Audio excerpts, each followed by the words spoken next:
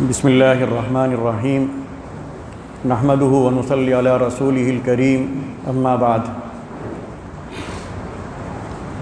میرے بزرگوں اور ساتھیوں اور صدر جلسہ حضرت مولانا عبدالعلیم صاحب فاروقی رحمت برکاتہم، آپ حضرات سے کچھ کہنا یہ ایسے ہی ہے جیسے کہ کسی پڑھے لکھے کے سامنے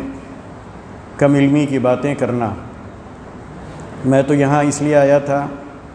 کہ طاہا بھائی نے ایک موقع دیا اس اہم پروگرام میں شرکت کا جو قرآن کریم سے تعلق رکھتا ہے۔ کہنا کچھ نہیں تھا، لیکن چونکہ انہوں نے نام لے لیا اس لیے اس میں حاضری بھی درج کرانا گویا ایک فائدے سے خالی نہیں ہے۔ چونکہ یہ مدرسہ حضرت معاویہ رضی اللہ تعالی عنہ کے نام سے منسوب ہے، تو اس موقع پر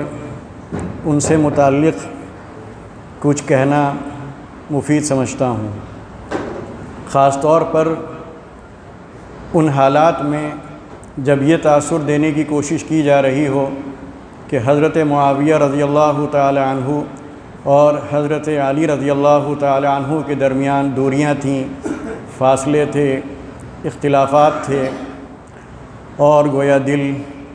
صاف نہیں تھے، اور خاص طور پر حضرت معاویہ رضی اللہ تعالی عنہ کے بارے میں اس طرح کے خیالات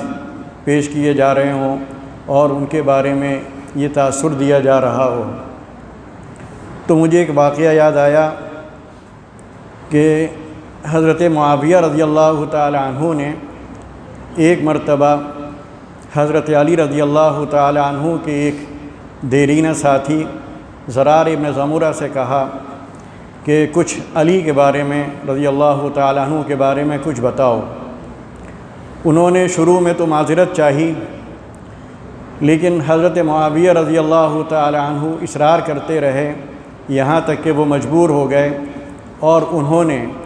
حضرت علی رضی اللہ تعالی عنہ کو جس طرح دیکھا تھا اور جیسا ان کو پایا تھا اور جو عقیدت ان کے دل میں تھی اور ان کے بارے میں جو ان کے جذبات اور احساسات تھے، وہ انہوں نے دل کھول کر حضرت معاویہ رضی اللہ تعالی عنہ کے سامنے رکھ دی ہے۔ اب یہاں پر غور کرنے کی بات یہ ہے کہ بجائے اس کے کہ حضرت معاویہ رضی اللہ تعالی عنہ کے چہرے پر ناگواری کے اثرات ظاہر ہوتے اور ان کو برا لگتا اور وہ ان کو جھٹلانے کی کوشش کرتے اور منہ بناتے، تیوری ان کی چڑھ جاتی، ایسا کچھ نہیں ہوا، بلکہ بجائے اس کے ان کی آنکھوں سے آنسوؤں کی جھڑی لگ گئی، اور وہ اتنا روئے کہ ان کا چہرہ تر ہو گیا اور ان کے آنسو داڑھی سے ہوتے ہوئے نیچے گرنے لگے، اور اس کے بعد انہوں نے کہا کہ خدا کی قسم علی رضی اللہ تعالی عنہ ویسا ہی تھے جیسا کہ تم نے بیان کیا۔ اس کے بعد انہوں نے ان سے کہا اچھا یہ بتاؤ کہ ان کے انتقال کا تم کو صدمہ کتنا ہوا؟ تو جواب ان کا سنیے، انہوں نے کہا کہ اس ماں کی طرح صدمہ ہوا جس ماں کی گود میں اس کا دودھ پیتا بچہ اس کی نگاہوں کے سامنے ذبح کیا جا رہا ہو، تو اس کو جو صدمہ ہوتا ہے جو کبھی ختم نہیں ہوتا، اور اس کے آنکھوں سے جو آنسو جاری ہوتے ہیں جو کبھی ختم نہیں ہوتے، اس ماں کی طرح مجھے صدمہ ہوا۔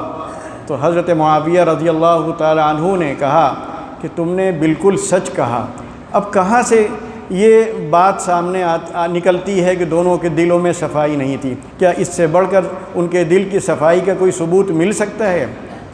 اور اگر ہم اور واقعات میں جائیں تو دسیوں واقعات ایسے ملیں گے کہ آدمی کی عقل حیران رہ جاتی ہے کہ یہ کس طرح کے لوگ تھے۔ یقیناً وہ صحابہ تھے، تو وہ عظمت جو ان کے اندر نظر آتی ہے اس عظمت کا تصور بھی شاید محال ہو۔ مثال کے طور پر تاریخ میں یہ بھی واقعہ آتا ہے کہ جب دونوں میں ایک اجتہادی مسئلے کی بنا پر اختلافات ہوئے اور نوبت جنگ کی آ گئی، تو دونوں طرف جو لوگ تھے دن میں جنگ کرتے تھے اور رات میں جا کر ایک دوسرے کی خیریت پوچھتے تھے اور رات میں ایک دوسرے کی تجہیز و تکفین میں حصہ لیتے تھے۔ کیا اس سے بڑھ کر کوئی محبت کی مثال مل سکتی ہے، اخوت کی مثال مل سکتی ہے؟ دونوں اپنے کو حق پر سمجھتے تھے، حق کے لیے مقابلے پر آئے تھے، لیکن دل جیسا کہ آتا ہے کہ ابر الناس قلوباً، صحابہ کرام کی یہ صفت بیان کی گئی ہے کہ ان کے دل نہایت صاف تھے